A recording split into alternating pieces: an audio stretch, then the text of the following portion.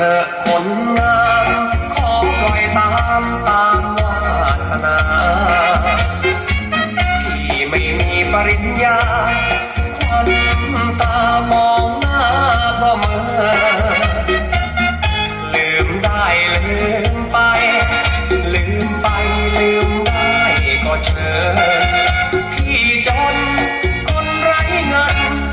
เดินย่ำต้องน้องบอกว่าโส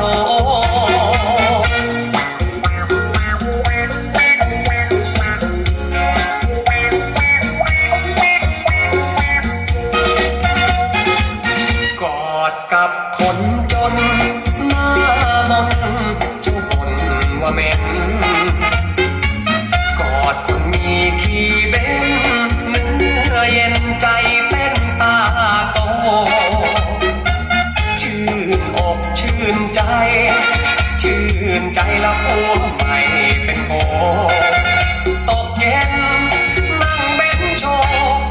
ก็อย่างนี้ถึงลืมที่ชาวนา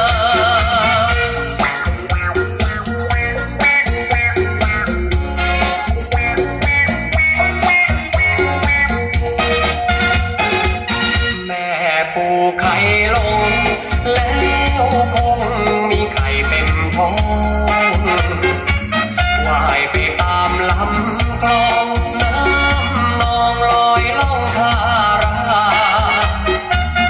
ไข่ก็เต็มตัวละผัวก็ไม่มาหน้าอายและขายหน้าแม่ปูจ๋าเป็นดารากลางแปลง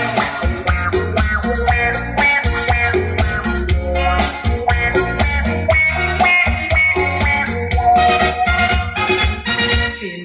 สุดกันที